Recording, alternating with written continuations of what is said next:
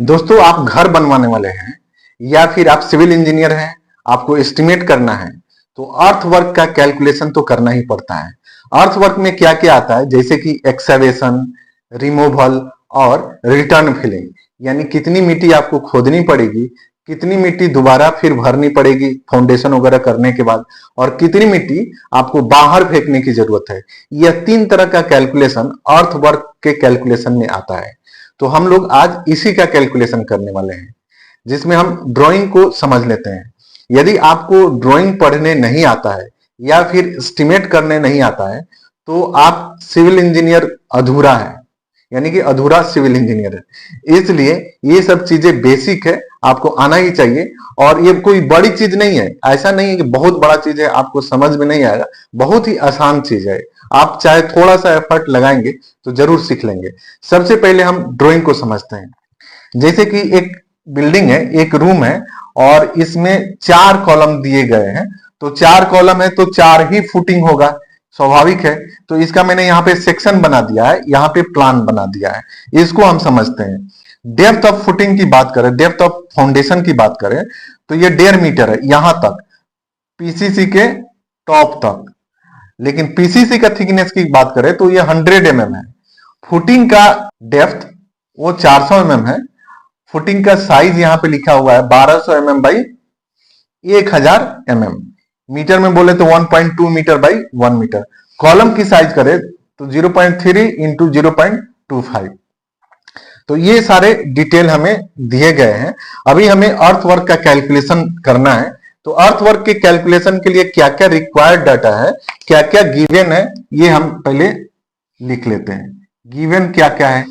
Depth of footing, depth of foundation,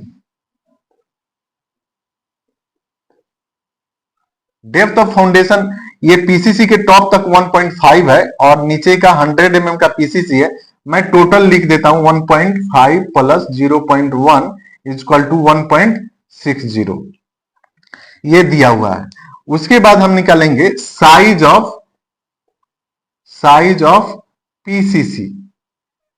PCC का क्या size है, क्योंकि पीसीसी के साइज के बराबर ही हम एक्सकवेशन करने वाले हैं। एक्चुअली क्या होता है, जो फुटिंग के साइज होते हैं और उसके बाद पीसीसी के साइज कुछ एक्स्ट्रा होते हैं, तो जो साइज पीसीसी का रहेगा उतना ही हमें एक्सकवेशन फुटिंग के लिए करना पड़ता है। तो इसीलिए मैंने लिखा है साइज ऑफ पीसीसी। ये कितना है, यहां पे 1.4, 100 mm दोनों साइड बढ़ गया तो 1200 कितना बन गया, 1400 बन गया। और यहां 1 मीटर है तो इसको 200 हम बढ़ा देंगे तो ये कितना हो जाएगा, 1.20 हो गया। अभी हम सबसे पहले एक्सकवेशन का कैलकुलेशन करेंगे। एक्सकवेशन कितनी खुदाई हमें करनी पड़ेगी, बहुत ही आसान है। सबसे पहले नंबर लिखेंगे।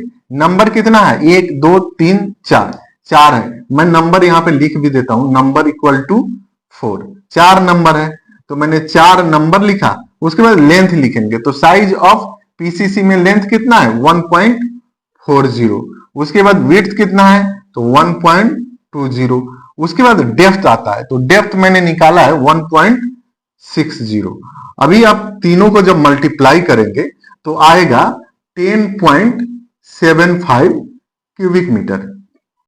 अब हम पीसीसी का कैलकुलेशन देखने वाले। पीसीसी यानी ये जो नीचे जो पीसीसी होगा इसका भी कैलकुलेशन हम अभी देख लेते हैं। PCC 1:4:8, 100 mm thick. कितना थिकनेस है इसका, 100 mm है। तो कुछ नहीं, यही सब डाटा लगेगा। 4 नंबर हो गया, 1.40 इसका लेंथ हो गया, 1.20 इसका विड्थ हो गया, बस हो गया, इतना ही चाहिए था।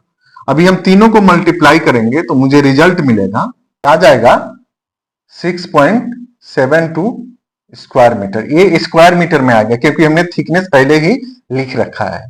अभी हम रिटर्न फिलिंग यानी कितना दोबारा मिट्टी भरने की जरूरत पड़ेगी उसका कैलकुलेशन देखते हैं। रिटर्न फिलिंग यानी ये जो फुटिंग है ये और कॉलम है, पीसीसी है, ये सब हम बना लेंगे।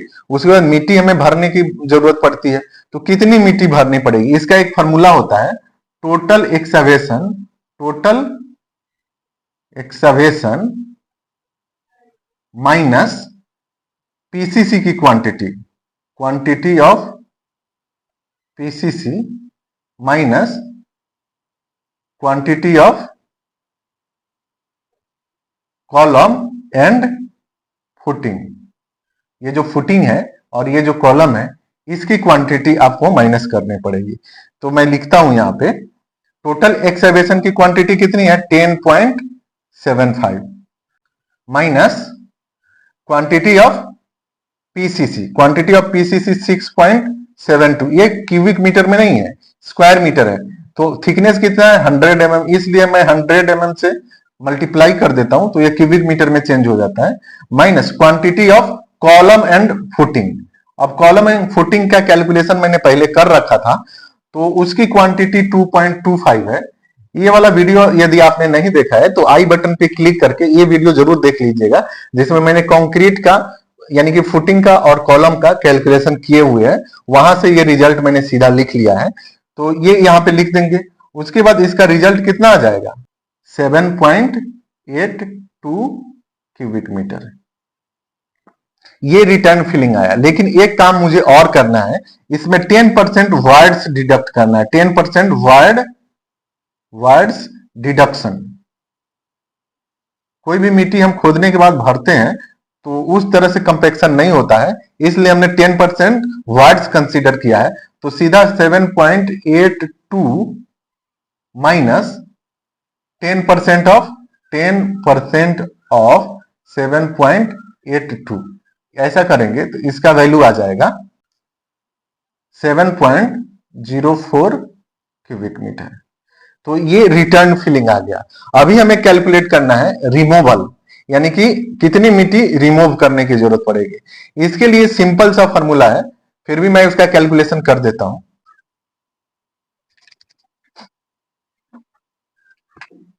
मैं यहां पे लिखता हूं रिमूवल के लिए फॉर्मूला होता है total excavation minus return filling.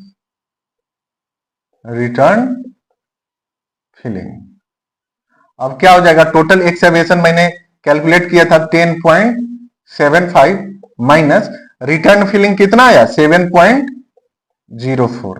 तो जब आप इसको कैलकुलेट करेंगे, माइनस करेंगे तो आएगा वैल्यू 3.70 क्यूबिक मीटर। तो दोस्तों हम लोगों ने कैलकुलेट किया कितनी मिट्टी खोदनी पड़ेगी, पीसीसी की भी क्वांटिटी हमने निकाला, कितनी मिट्टी फिर से भरनी पड़ेगी और कितनी मिट्टी बच जाएगी जिसे बाहर फेंकने की जरूरत पड़ेगी। मुझे लगता है ये वीडियो, ये कैलकुलेशन आपको जरूर समझ में आया होगा। अगर वीडियो अच्छा लगे तो लाइक जरूर कीजिएगा, अपने दोस्तों के साथ शेयर कीजिएगा और कमेंट्स कीजिएगा कि आप इसका कैलकुलेशन कैसे करते हैं। धन्यवाद।